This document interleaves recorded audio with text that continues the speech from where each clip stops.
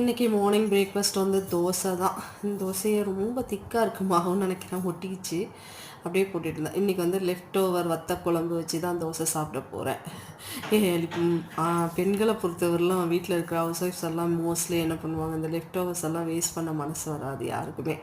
அதை வந்து எப்படியாவது வந்து நம்ம சாப்பிடணும் அப்படின்னு சொல்லிட்டு அதுவும் ஒன்று இருக்குதுன்னு வச்சுக்கோங்க. இன்னொன்று வந்து யார் வீட்டில் இல்லைன்னா, நம்ம மட்டும்தான் இருக்கிறோன்னா சமையல் பண்ணணுன்ற எண்ணம் வந்து சுத்தமாக வராது. ஏதோ இருக்கிற தோசையை கூட சாப்பிட்டுக்கலாம் லஞ்சுக்குன்ற மாதிரி ஒரு தாட் தான் வரும். அது எத்தனை லேடிஸ்க்கு இந்த மாதிரி வரும்னு சொல்லுங்கள். ஆக்சுவலாக எல்லா லேடிஸ்க்குமே அப்படி தான் வரும். நம்ம ஒரு ஆள் தானே அப்படின்னு ஒரு யோசனை வந்துச்சுன்னு வச்சுக்கோங்க, சமைக்கவே மாட்டோம். என்ன இருக்கோ அதை வச்சு சாப்பிட்டு அட்ஜஸ்ட் பண்ணிக்கலாம்னு சொல்லிட்டு சாப்பிட ஆரம்பிச்சிடுவோம். இது எல்லா லேடிஸும் அதை பண்ணுறாங்கன்னு தான் நான் நினைக்கிறேன். நான் மட்டும் என்ன விதிவிலக்கா? அதே தான் நானும் பண்ணுறேன்.